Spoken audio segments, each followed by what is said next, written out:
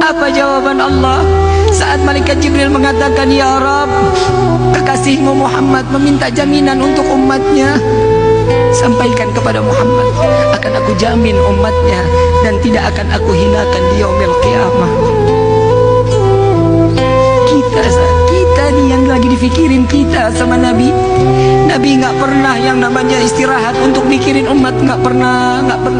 Nggak ada dalilnya, nggak ada.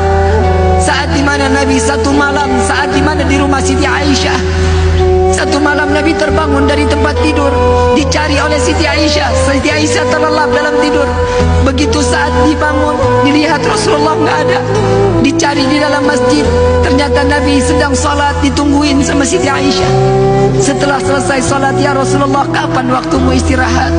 Kasih waktumu untuk istirahat sejenak. Apa jawaban Nabi Muhammad?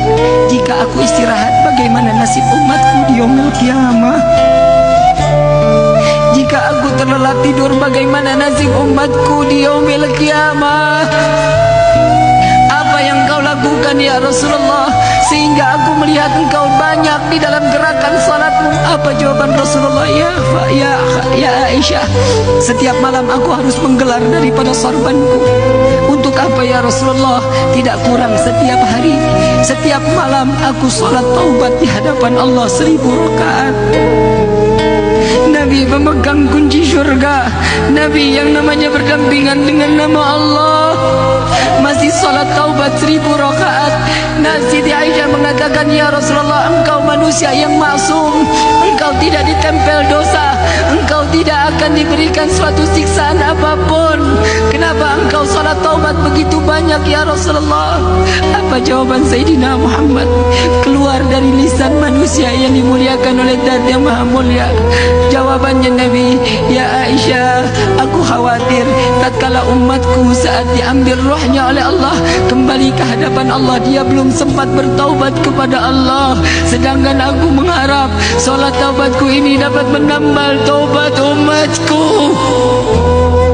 Huwa Muhammadah, dia adalah Sayyiduna Muhammad sallallahu alaihi wasallam yang menjaga kalian, yang bertobat demi kalian, yang pelipisnya berdarah demi kalian, yang menahan lapar dengan rasa sakit demi kalian umat Sayyiduna Muhammad.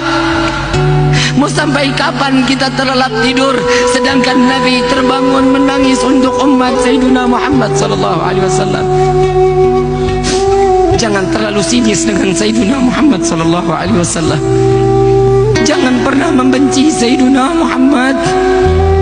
Karena kita saat kita masuk ke dalam syurga, tatkala Siti Fatimah mendengar daripada Nabi mengatakan, ya Fatimah, jangan engkau menangis wahai putriku, jangan engkau menangis wahai kecintaanku. Ya Rasulullah, engkau adalah ayahku. Sebentar lagi engkau akan berpisah dengan roh dan jasadmu. Aku tidak lagi dapat berjumpa denganmu ya Rasulullah. Dekatkan telingamu wahai putriku. Setelah wafatku engkau yang akan kembali kepada Allah. Setelah wafatku engkau yang akan kembali kepada Allah. Bukan gembira, makin nangis Siti Fatimah. Tatkala Nabi jika rindu dengan wangi syurga dicium kening Siti Fatimah.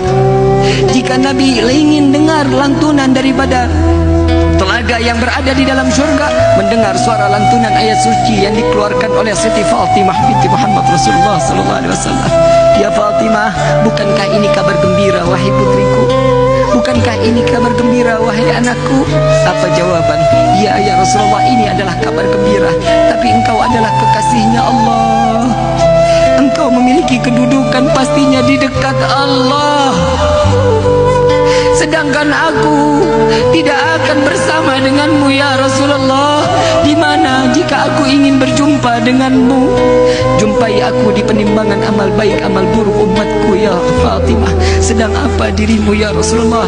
Aku sedang meminta kepada Allah dan memberikan syafaat kepada umatku agar timbangan pahala jauh lebih besar dibanding dosa mereka.